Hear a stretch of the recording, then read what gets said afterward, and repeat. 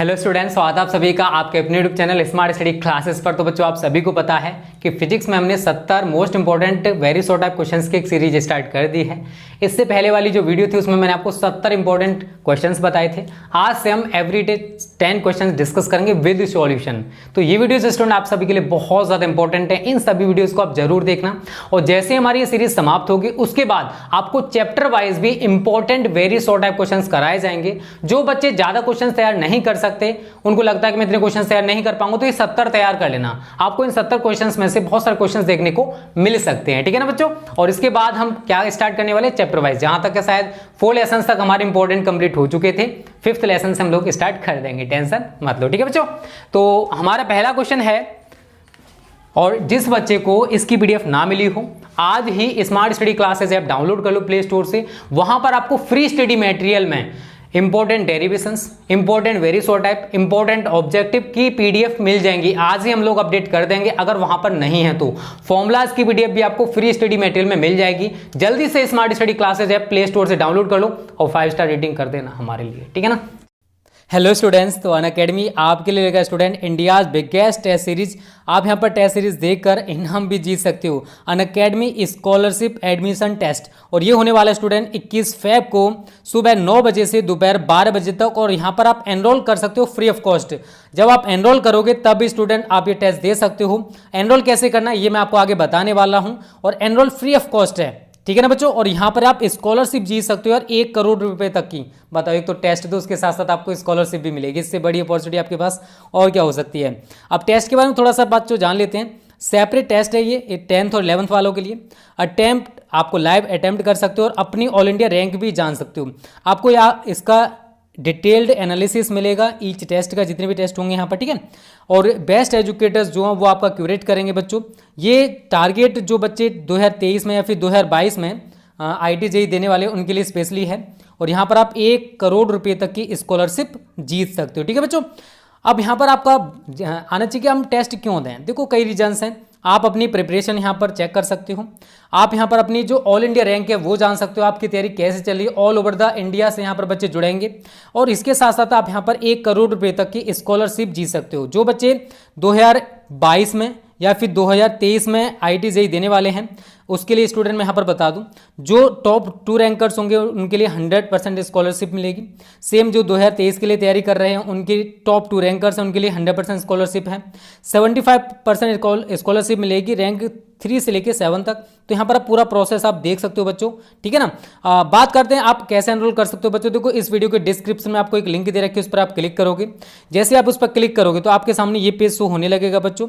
तो आपको यहाँ पर एनरोल यहाँ पर दिखाई दे रहा है, एनरोल, इस पर क्लिक कर देना है। आप 10th या 11th किसका देना चाहते हो उस पर आप क्लिक करोगे। और एक चीज़ याद रखना स्टूडेंट, जब आप एनरोल करो तो आपको एनरोल करते टाइम स्मार्ट स्टडी कोड डालना पड़ेगा, तभी स्टूडेंट आप ये टेस्ट दे सकते हो। अदरवाइज आप ये टेस्ट नहीं दे पाओगे अगर आपने ये कोड यूज़ नहीं किया तो, ठीक है बच्चों। और यहाँ पर यार हम थोड़ा सिलेबस जान लेते हैं। जो बच्चे 11th में हैं उनके लिए ये पूरा सिलेबस है बच्चों, फिजिक्स केमिस्ट्री मैथ्स का। और जो बच्चे 10th में हैं उनके लिए ये सिलेबस है। तो पूरा आप यहाँ पर सिलेबस भी देख सकते हो। तो टेस्ट जरूर देना बच्चों 21 फेब को, ठीक है। कोड आपको पता है यार, स्मार्ट स्टडी यूज़ करना है। क्या यूज़ करना है? Smart study. तभी स्टूडेंट यहाँ पर फ्री ऑफ कॉस्ट आप एनरोल कर सकते हो स्टूडेंट। चलिए, पहला क्वेश्चन है बच्चों, दो बिंदु आवेशों के मध्य लगने वाले आकर्षण अथवा प्रतिकर्षण बल के लिए कूलाम का नियम वेक्टर स्वरूप में लिखिए, ठीक है ना बच्चों। देखो, कूलाम का नियम शायद सभी ने पढ़ रखा होगा, कूलाम का नियम सभी ने पढ़ रखा होगा, लेकिन इसका वेक्टर फॉर्म जो है वो बोर्ड परीक्षाओं में पूछा जाता है। और इस क्वेश्चन में भी पूछा उसने कूलाम का नियम। तो आप सभी ने पढ़ रखा है, दो बिंदु आवेशों के बीच लगने वाला वैद्युत बल उन आवेशों के परिमाणों के गुणनफल के अनुक्रमानुपाती तथा उनके बीच की दूरी के वर्ग के व्युत्क्रमानुपाती होता है। सभी को पता होगा, सभी समझदार बच्चे हैं हमारे। और जब इसको हटाते हैं तो बच्चों एक हमारा 1/4 पाई एप्सिलॉन नॉट कांस्टेंट आता है, Q1 Q2 अपॉन R², शायद सभी को पता होगा, ठीक है। अगर हम इसके वेक्टर स्वरूप की बात करें तो कूलाम का नियम हो गया। अगर हम इसके वेक्टर फॉर्म की बात करें बच्चों तो कुछ नहीं, यहाँ पर हम एकांक वेक्टर और दिखा देते हैं। वेक्टर स्वरूप क्या है इसका, तो इसके ऊपर हम वेक्टर लगा देंगे क्योंकि वैद्युत जो बल है वो सदिश राशि है। = 1/4 pi epsilon not Q1 Q2 upon R²। एकांक वेक्टर हम यहाँ पर दिखाएंगे R², ठीक है।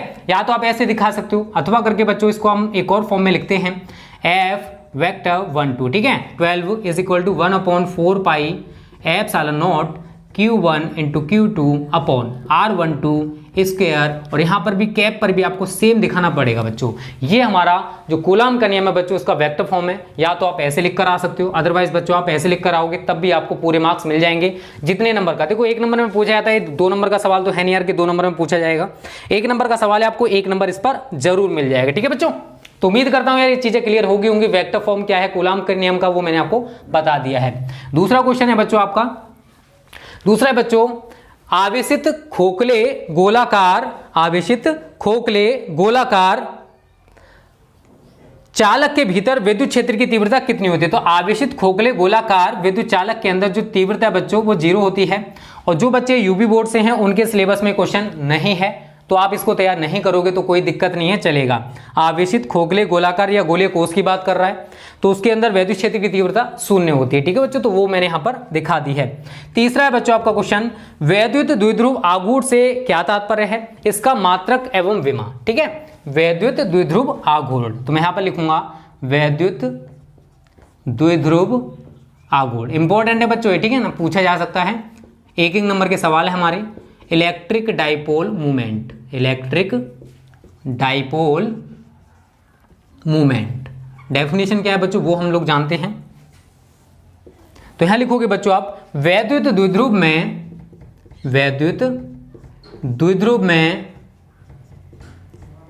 किसी एक आवेश का परिमाण, किसी एक आवेश का परिमाण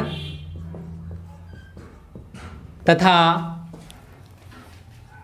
दोनों आवेशों के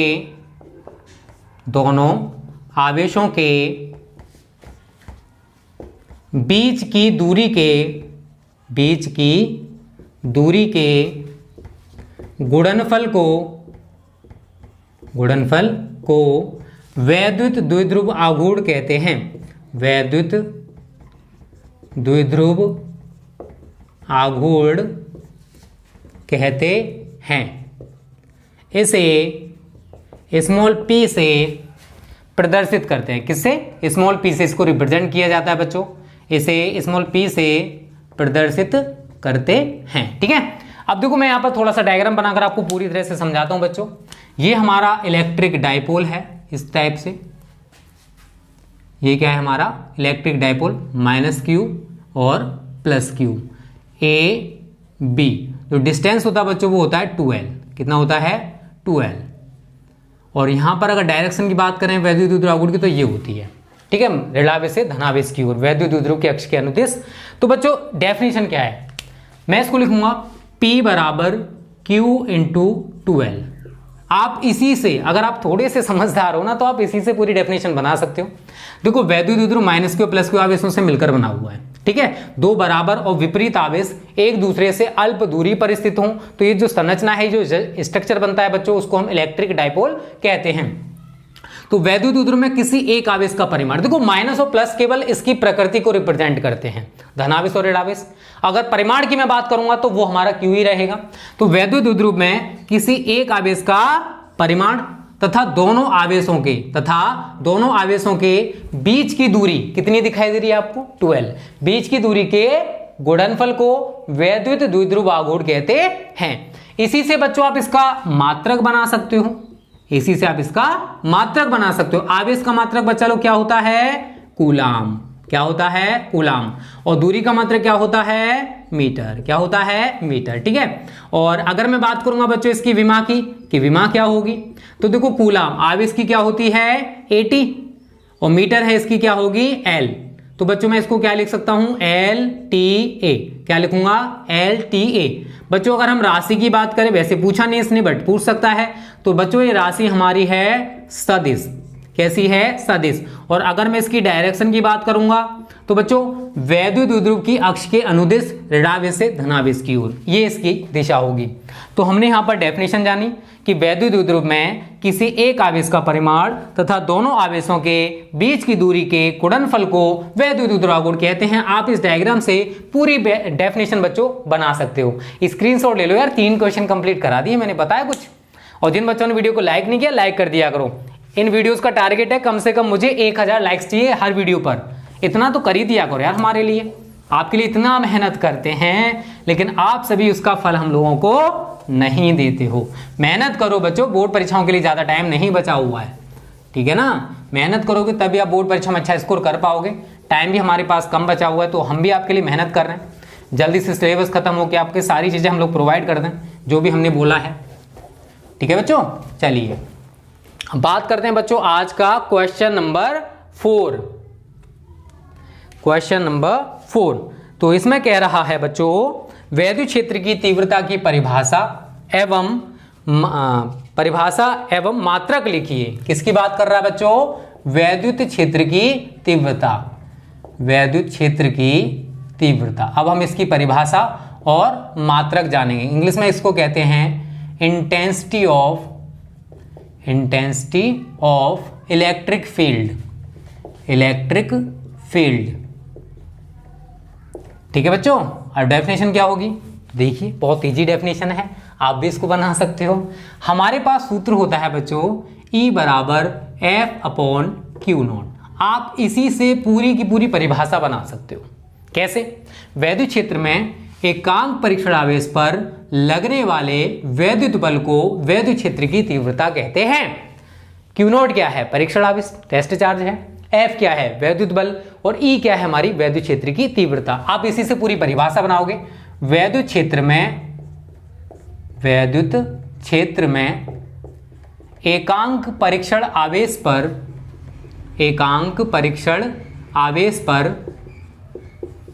लगने वाले वैद्युत बल को वैद्युत क्षेत्र की तीव्रता कहते हैं। वैद्युत क्षेत्र की तीव्रता कहते हैं, ठीक है। इसे कैपिटल E से प्रदर्शित करते हैं। किससे? कैपिटल E से इसको प्रदर्शित करते हैं, ठीक है ना बच्चों। तो आप यहां पर ये सूत्र लिख देना, E बराबर F/Q0। अगर Q0 परीक्षण आवेश है और उस पर लगने वाला वैद्युत बल आपका F हो तो वैद्युत क्षेत्र की तीव्रता क्या होगी? E बराबर F/Q0। तो डेफिनेशन सिंपल होती है, आप खुद भी इनको आसानी से बना सकते हो। अगर बच्चों मैं मात्रक की बात करूं तो मात्रक भी आपको रटना नहीं है बच्चों, समझना है। कैसे? F का मात्रक क्या होता है यार? आप सभी जानते हो। बल का मात्रक क्या होता है? न्यूटन। और आवेश का मात्रक क्या होता है? कूलाम। तो इसका मात्रक बन गया क्या? न्यूटन प्रति कूलाम। एक और बच्चों इसका मात्रक होता है वोल्ट पर मीटर। आप दोनों को याद कर लेना, ठीक है। E बराबर V/D से हमारा ये निकल कर आता है। अगर मैं इसके विमीय सूत्र या विमा की बात करूं तो बच्चों वो भी आप निकाल सकते हो। बल की क्या होती है? mL/T-2। कूलाम की क्या होगी? AT। क्या होगी? AT। AT बच्चों आपका जब ऊपर जाएगा तो हमारी विमा क्या हो जाएगी? mL/T⁻² पहले से है। T जब ऊपर जाएगा -1 और जुड़ जाएगा तो क्या हो गया? T⁻³ और A⁻1, ठीक है बच्चों। तो ये हमारी विमा है किसकी? वैद्युत क्षेत्र की तीव्रता की। बच्चों अगर हम राशि की बात करें तो बच्चों की सदिश राशि है, हमारी एक वेक्टर क्वांटिटी है। राशि कैसी है बच्चों? ये सदिश। तो हमसे वैसे परिभाषा और मात्रक पूछा था, बट मैंने आपको सारी चीजें बता दी। कुछ भी आ सकता है यार, बोर्ड में आपसे जो पूछा जाए आप उसका आंसर करके आ जाना, ठीक है बच्चों। तो वैद्युत क्षेत्र में एकांक परीक्षण आवेश पर लगने वाले वैद्युत बल को वैद्युत क्षेत्र की तीव्रता कहते हैं। मात्रक हमारा क्या होता है बच्चों? न्यूटन प्रति कूलाम। विमा क्या होती है बच्चों? mL/T-3 A⁻1। राशि कैसी बच्चों? ये सदिश। स्क्रीनशॉट ले लो। चौथा क्वेश्चन भी हमारा आज कंप्लीट हो गया है। क्वेश्चन नंबर 5, गॉस की प्रमेय। चलो मैं गॉस की प्रमेय को यहीं पर करा दे रहा हूं बच्चों, ठीक है। गॉस की प्रमेय इंपॉर्टेंट है, पूछी जा सकती है। गॉस की प्रमेय, गॉसेस थ्योरम। क्या है? Gauss's theorem. तो यहां पर लिखेंगे बच्चों, किसी बंद पृष्ठ से गुजरने वाला वैद्युत फ्लक्स, किसी बंद पृष्ठ से गुजरने वाला वैद्युत फ्लक्स उस पृष्ठ द्वारा परिबद्ध का मतलब घिरा हुआ, उस पृष्ठ द्वारा परिबद्ध कुल आवेश क्या होता है Q? कुल आवेश का 1/ε0 गुना होता है। ये डेफिनेशन है, कितनी सिंपल सी डेफिनेशन है गॉसेस थ्योरम की। तो किसी बंद पृष्ठ से अगर कोई क्लोज्ड हमारा सरफेस है, उससे होकर जो वैद्युत फ्लक्स गुजरेगा φE, वो उस पृष्ठ द्वारा परिबद्ध कुल आवेश का 1/ε0 गुना होगा। आप इसी से पूरी डेफिनेशन बना सकते हो। थोड़ा सा तो यार मेहनत करना होगा ना। किसी बंद पृष्ठ से गुजरने वाला वैद्युत फ्लक्स उस पृष्ठ द्वारा परिबद्ध कुल आवेश का 1/ε0 गुना होता है। बच्चों इसी को मैं आगे क्या लिख सकता हूं यार, Q/ε0। ये बच्चों हमारा क्या है, φE है। क्या है बच्चों, ये φE है। तो बच्चों ये हमारा इंटेंसिटी ऑफ इलेक्ट्रिक फील्ड, ये है बच्चों हमारा गॉसेस थ्योरम। जल्दी से आप स्क्रीनशॉट ले लीजिए। ये दोनों क्वेश्चंस हमारे कंप्लीट हो चुके हैं और उम्मीद करता हूं यार आपकी समझ में भी अच्छे से आ गए होंगे। ठीक है ना, बिठा दे इसको। चलिए, और इनको आज ही तैयार कर लेना। 70 क्वेश्चंस आपको 7 दिन में तैयार करा दूंगा। कितने दिन में? 7 दिन में। आप मेरे जैसे मैं कह रहा हूं ना वैसे चलते रहो, आपकी पूरी तैयारी हो जाएगी। थोड़ा सा बस पेशेंस रखो, मेहनत करो, everything is possible, don't worry.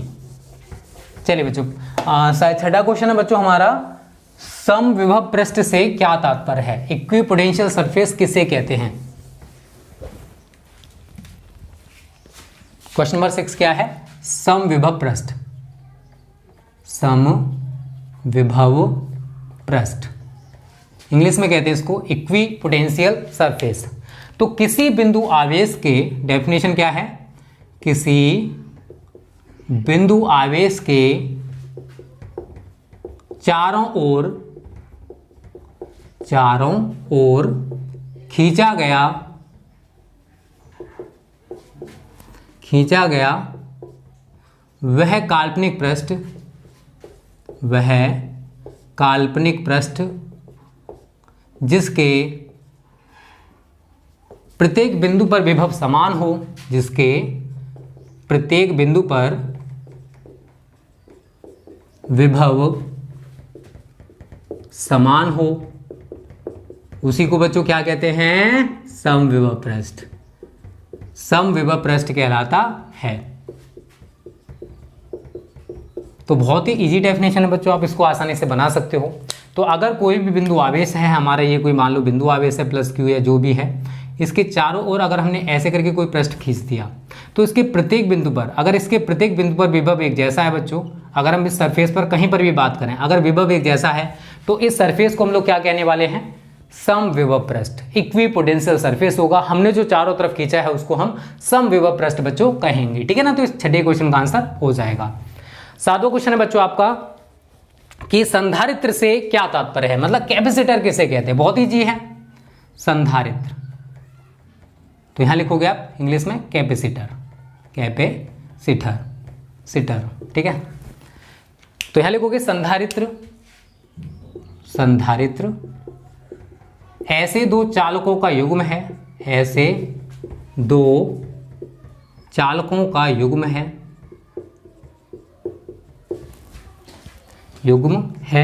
जिन पर बराबर तथा विपरीत आवेश हों, जिन पर बराबर तथा विपरीत आवेश हों तथा एक दूसरे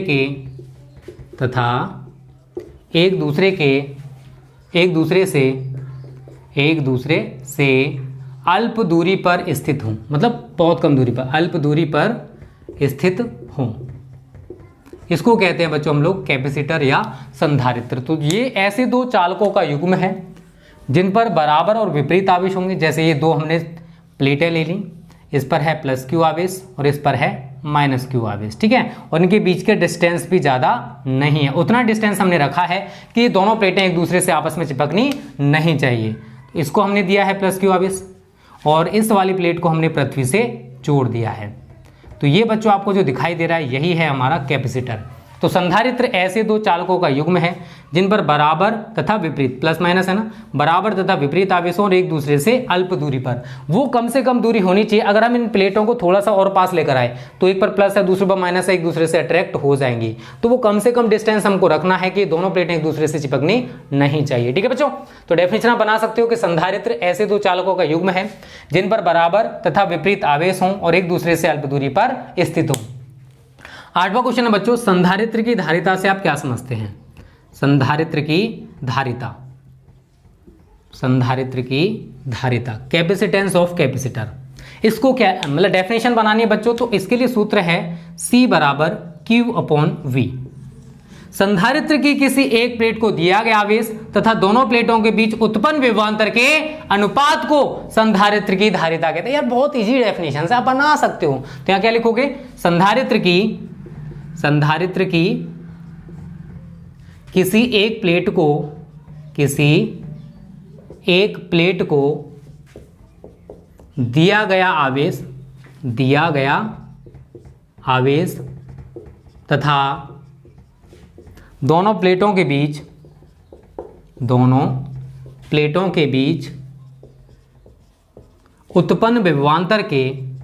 के बीच उत्पन्न विभवांतर के अनुपात को क्या कहते हैं? संधारित्र की धारिता कहते हैं। संधारित्र की धारिता कहते हैं। ठीक है बच्चों, तो आप आसानी से इसको डेफिनेशन बना लोगे यार, बहुत इजी है। संधारित्र की किसी एक प्लेट को दिया गया आवेश तथा दोनों प्लेटों के बीच जो विभवांतर उत्पन्न होगा इनके अनुपात को हम लोग क्या कहते हैं? संधारित्र की धारिता कहते हैं। तो संधारित्र की किसी एक प्लेट को दिया गया आवेश तथा दोनों प्लेटों के बीच उत्पन्न विभवांतर के अनुपात को संधारित्र की धारिता कहते हैं। क्लियर है ना? तो यह है बच्चों आपका इक्विपोटेंशियल सरफेस। ये मैंने आपको कैपेसिटर के बारे में बता दिया और ये मैंने आपको कैपेसिटेंस ऑफ अ कैपेसिटर बता दिया। तो जल्दी से स्क्रीनशॉट ले लीजिए। 8 क्वेश्चंस कंप्लीट हो चुके हैं और उम्मीद करता हूँ सारे के सारे क्वेश्चंस आपको अच्छे से तैयार हो गए होंगे। इनको आज ही अच्छे से तैयार कर लेना बच्चों, ठीक है? इंपॉर्टेंट क्वेश्चंस हैं, इनकी तैयारी तो आपको करनी पड़ेगी। अगला क्वेश्चन है बच्चों, भंजक विभवांतर से क्या तात्पर्य है? तो देखो परावैद्युत शायद पदार्थ के बारे में सभी ने पढ़ा होगा। चलो मैं डेफिनेशन बता दूं बच्चों कैसे आप इसकी डेफिनेशन लिखोगे, ठीक है? और उससे अगला क्वेश्चन है इलेक्ट्रॉन वोल्ट से रिलेटेड। इसी के साथ हमारी आज की जो वीडियो बच्चों को समाप्त हो जाएगी, ठीक है ना? तो इन क्वेश्चंस को जो मैंने आज आपको बताए हैं 10 क्वेश्चंस, इनकी तैयारी आप अच्छे से कर लेना आज ही, ठीक है ना? तभी आपका कल्याण हो पाएगा। भंजक विभवांतर, भंजक विभवांतर तो डेफिनेशन बहुत ईजी है। किसी परावैद्युत पदार्थ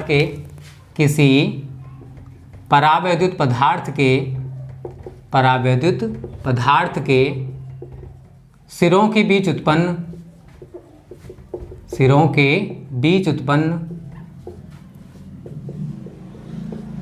वह महत्तम